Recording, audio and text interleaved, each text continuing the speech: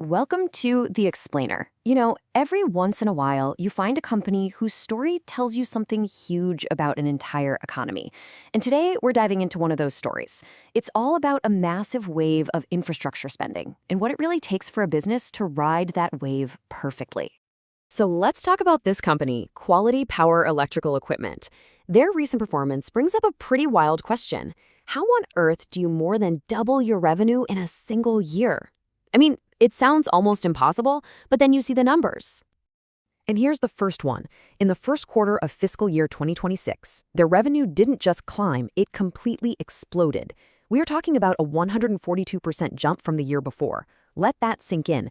They didn't just grow their business, they more than doubled it in just 12 months. And this wasn't just, empty growth. At the exact same time, their main division, the core electrical equipment part of their business, hit a record-high EBITDA margin of 34%. For a company in this sector, that is an incredible sign of just how profitable they are. So, you're probably thinking, they must have taken on a mountain of debt to do this, right? Well, nope. They pulled all this off with pretty much zero net debt. In fact, they're sitting on a cash pile of 250 crore rupees, with only a tiny 13 crore in debt. That kind of financial health is, honestly, just as impressive as the growth itself. Okay, so numbers this crazy, they don't just pop up out of nowhere. They're a signal. And to really get what's happening, we've got to look beyond just one company having a fantastic quarter. See, the thing about Quality Power's success is that it's not really happening in a vacuum. They are catching a massive economic wave. And believe me, that wave is changing the whole country's industrial landscape. And that tide, well, it's lifting way more than just one boat. It's lifting a whole fleet. Let's talk about India's infrastructure boom. And Quality Power is absolutely not alone here. Just look across the infrastructure space and you see the exact same thing. Rail Vikas Nigam has an order book over 1 lakh crore. Interarch, a building solutions company, is sitting on nearly 1,700 crores in orders. And Aegis Logistics? They're planning over $1 billion in new spending. It's just everywhere you look, the order books are overflowing. This quote from another company, Interarch, just nails it. They said the market isn't constrained by demand, but by capacity. What does that really mean? It means the problem isn't finding people who want to buy your stuff. The problem is being able to make enough of it. The demand is literally outpacing supply. All right, so if you know this massive wave of spending is headed your way, how do you actually get ready to ride it? This is where we get to see Quality Power's playbook for turning a huge market trend into actual real-world results. And their strategy is really a masterclass in just getting things done. It boils down to 3 super clear steps. Number 1, expand your capacity. Basically, build more, faster. 2, integrate your supply chain. Start making critical parts yourself so you have total control. And 3, make smart acquisitions to buy the tech you don't have time to build from scratch.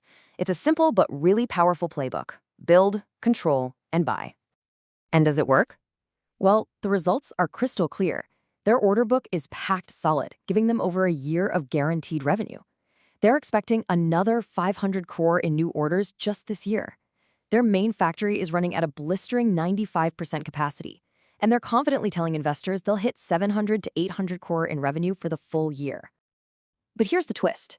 It's really important to get that this boom isn't happening for everyone. While industrial companies are thriving on all this government spending, companies that sell directly to consumers are telling a totally different story. Appliance makers like Voltas and consumer goods firms like Jyoti Labs are reporting soft demand and pretty weak sales. It's like a tale of 2 different Indian economies, both running at very different speeds. Of course, growing this fast, well, it doesn't come without risks. Moving at this speed creates a whole new set of problems, and it's definitely not all smooth sailing from here. Think about what it takes to actually pull this off. You have to manage these incredibly fragile global supply chains just to get your raw materials. You have to navigate all the geopolitical drama and trade tariffs that could make your costs spike overnight. And all the while, you're fending off intense competition from both at home and abroad. It's a lot to juggle. So what does this all mean for the future, for the big picture? This one company story could very well be a blueprint for a much, much larger national ambition. And looking ahead, Quality Power's goal is almost hard to believe. They want to grow their business 9 times over in the next 10 years. And get this, they plan to do it all organically. That means by building, not just by buying other companies. This isn't just a plan for next quarter, it's a vision for the 2030s. And that leaves us with a really fascinating question. Is this the future of Indian manufacturing? A model that's all about seizing a domestic boom, taking control of your supply chain to build resilience, and executing on a clear long-term vision.